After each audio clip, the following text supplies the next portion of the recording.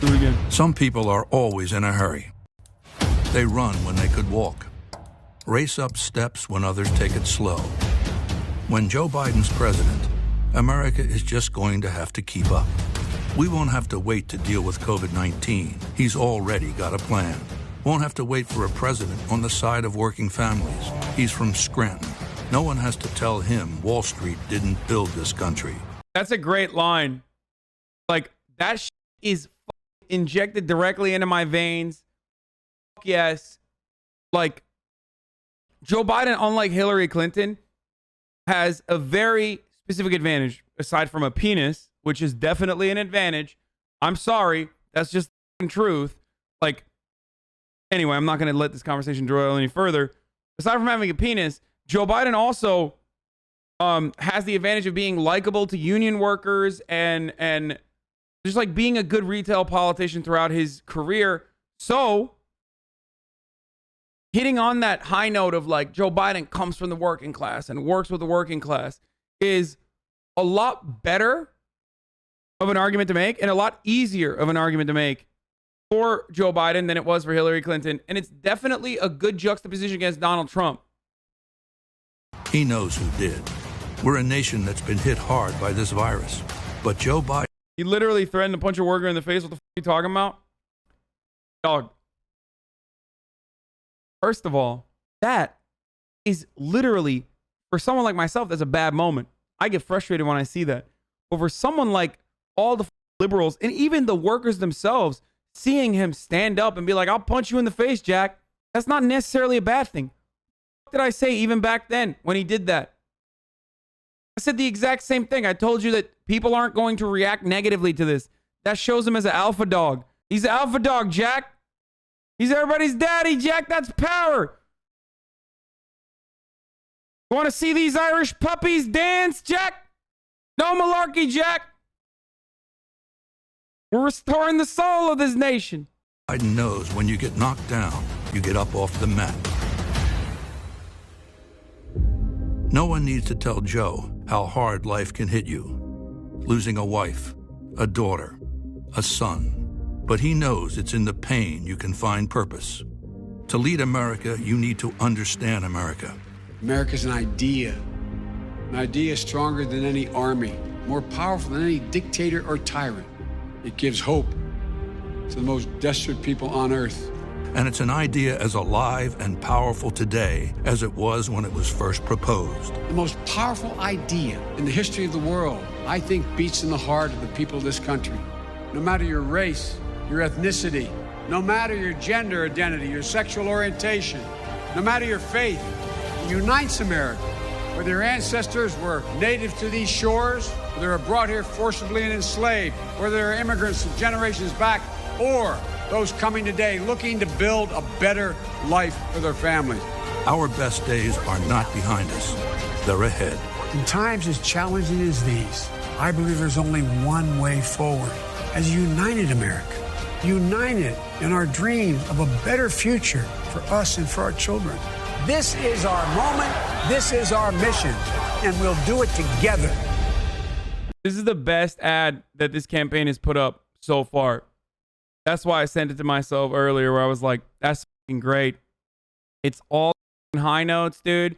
It gives you a sense of patriotism. Like, I don't give a fuck. Obviously, I'm like, I know what America's really like, but I'm also not the voter base. Like, I know that. I've always known that. I've known that since day one. That, like, virtually no person in a position of power in American politics is ever going to telegraph their messaging to me because I don't represent a significant chunk of the voter base. But this and the car ad, like, as long as he just doesn't look like shit, because he kind of does look like shit in these beginning ones where he's like running, because like he is really old.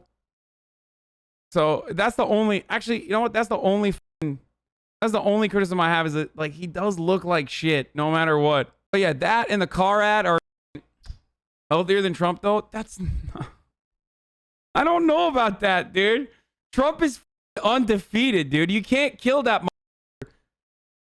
His veins just pump lard and he's still kicking. I don't know how the fuck. Oh, you're such a big man, Hasan.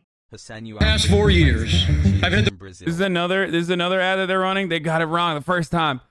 They'll get it wrong again. Good. That's a good line. Always hit that.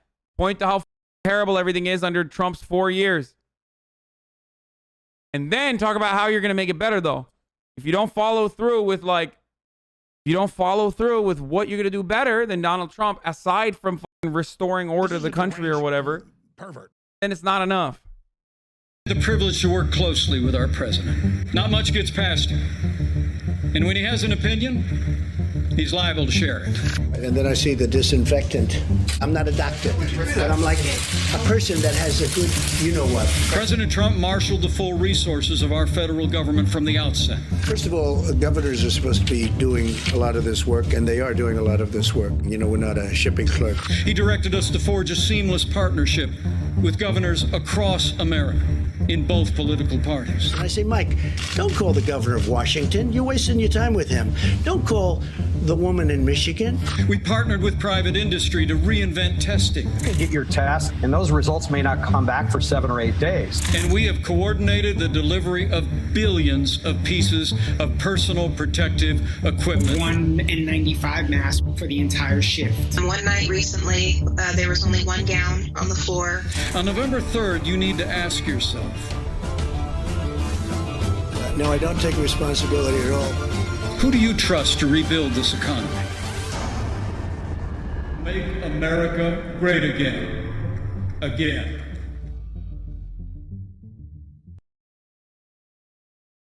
Pretty good. More of this, please. Doesn't have the follow through that I talk about, which is like policies.